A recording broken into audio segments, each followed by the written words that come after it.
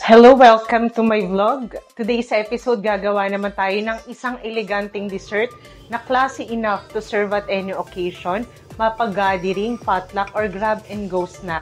At ang kagandahan dito, napaka-convenient dahil ito ay isang no-bake dessert, ang banana pudding bars. Itong dessert na gagawin natin ngayon ay nagsimula sa isang staple dessert ng South America, ang banana pudding. Pero itong version na ituturo ko sa inyo ay upgraded na. Mas compact siya, so shareable siya at madali mag-serve sa bisita. Mas naging elegante yung dating niya at nagkaroon ng texture contrast. Madali lang tong gawin at napaka-convenient kasi no-bake dessert nga ito. Kaya simulan na natin. Uunahin natin gawin ang ating crust. Mayroon ako ditong roasted walnuts. Kaka-roast lang nito. Dudurugin lang natin yan sa ating blender o kaya food processor. Pwede rin gamitan ng kutsilyo.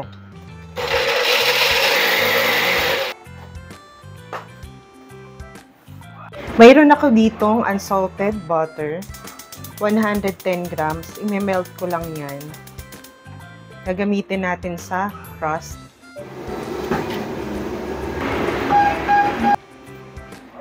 Okay na ang ating butter. Gawin na natin ang crust. Ang gagamitin ko ay Graham Crush. Lagay natin dyan. Ilagay rin natin ang ating roasted walnuts na dinurog sa blender.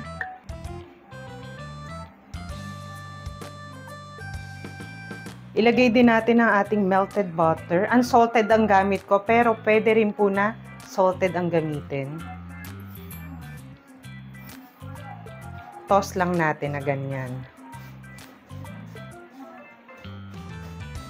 Etong ating crust, kung gusto nyo mas firm, pwede nyo ito i-bake sa 350 degrees oven ng 10 minutes. Pero ako, sa chiller ko na lang ito ilalagay. Haluin lang natin to hanggang sa ma-coat ng butter bawat ingredients. Kung hindi nyo pa ito nasusubukan, panahon na para subukan nyo to. Napaka-refreshing ng dessert na ito. Tried and tested na po ito ng aming pamilya. Importante na roasted po ang inyong walnuts. Okay na, ililipat na natin sa ating baking dish. Ang gagamitin natin na baking dish ay 9x13. Lagay na natin dito. Ipe-press lang natin yan.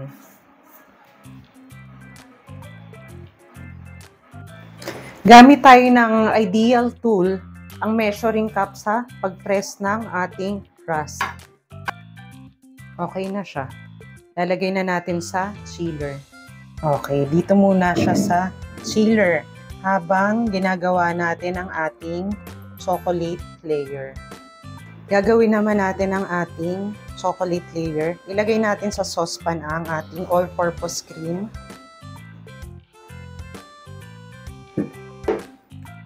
Ganon din ang ating dark chocolate.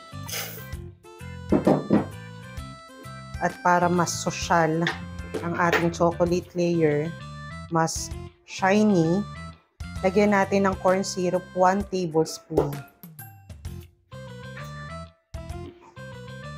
I-melt lang natin to sa mahinang apoy.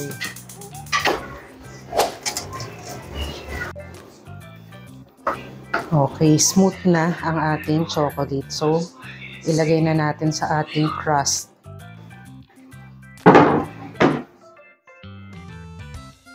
Ibuhos lang natin ng dahan-dahan sa ating crust. Patagin natin para malagyan lahat. Ibabalik natin sa chiller para mag-set yung ating chocolate. Gagawin naman natin ang ating pudding. Okay, gawin naman natin ngayon ang ating pudding. In another bowl, ilagay natin ang ating granulated sugar, cornstarch,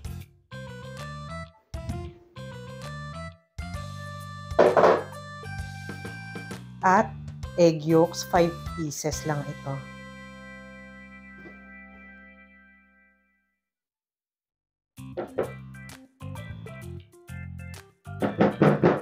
Haluin lang natin. Okay. Ngayon naman yung ating fresh milk. Paiinitan natin. Ilagay natin sa kaserola ang ating fresh milk. Paiinitan lang natin yan sa medium heat. Hindi natin pakukuluin. Hanggang sa yung may bula-bula lang sa gilid. Magkaroon na ng steam. Importante yung technique na gagawin natin dito para hindi mag-scramble ang ating mixture. Lagyan na natin ng 1/4 teaspoon ng salt para matunaw na. Okay. Mayroon ng steam yung ating milk, so ilalagay na natin. I-reduce ko ang ating apoy sa mahinang apoy lang.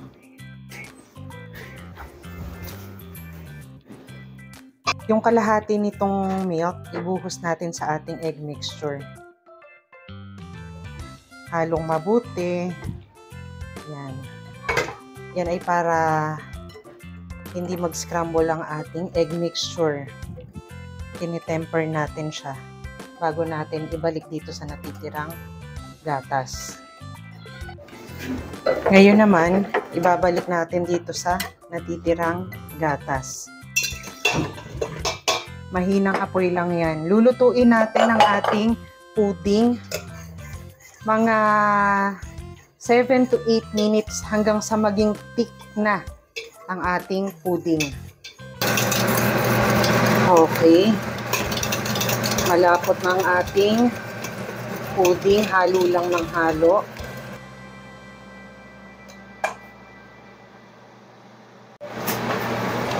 Ngayon, i-transfer natin sa bowl. To prevent from skin forming, kailangan nakadikit ang ating cling wrap sa pudding.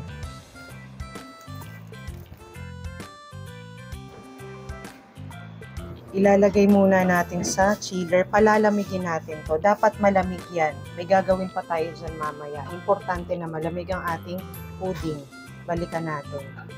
Meron ako ditong 1 pack ng softened or room temperature ng cream cheese. Ilagay natin dito sa ating mixing bowl. Ibibit natin to hanggang sa maging fluffy na siya.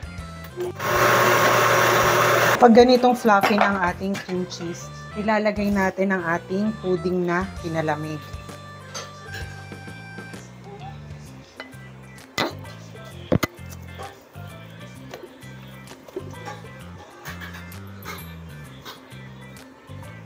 Beat lang natin hanggang sa maging well-blended na and smooth na ang ating mixture. Huwag natin kalimutan i-scrape ang bowl.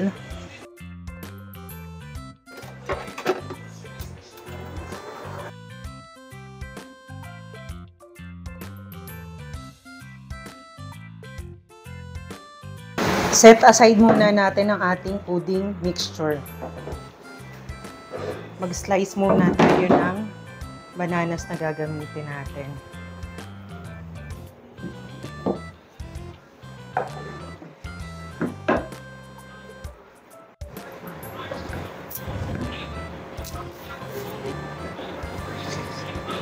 Gumamit kayo ng firm bananas para masarap. Kasi pudding itong gagawin natin, hindi naman banana bread. Slicein lang natin yan ng kung anong gusto nyo. Sa akin, ito ang trip kong slice. Yan. Kung gusto nyo pahaba, okay lang. Pero isang layer lang itong gagawin natin.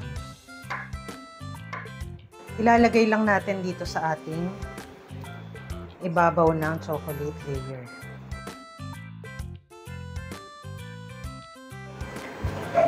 Okay, ngayon naman, ilalagay na natin ang ating pudding.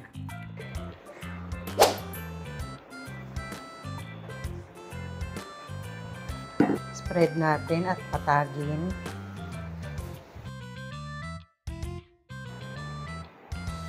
Magpupuree naman tayo ng ripe bananas. 2 to 4 pieces. Pwede na. Lagyan din natin ng vanilla. Splash of vanilla. Okay. Yung ating banana puree, lagay lang natin sa ibabaw ng ating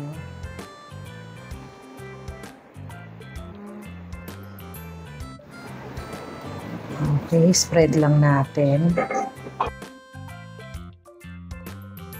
Ilalagay ko muna yun sa chiller habang ginagawa ang whipped topping.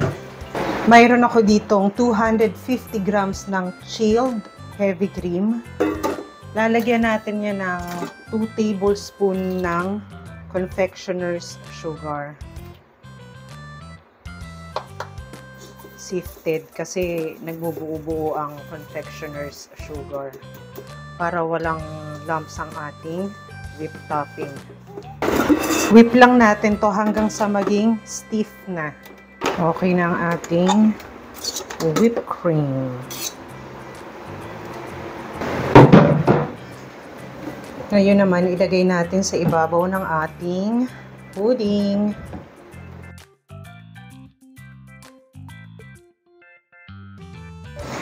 Okay, para mas bongga, nag-shave ako ng chocolate.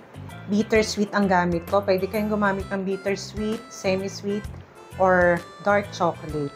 Kung paano mag-shave ng chocolate, dapat room temperature po ang chocolate bar. Then, ginamitan ko lang po yan ng peeler. Yan.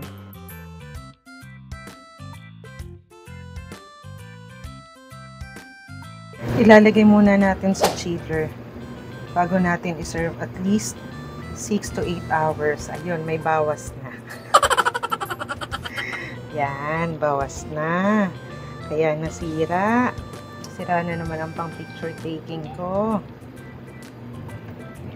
Diyan muna para mas madali mag-slice, kailangan chilled na siya.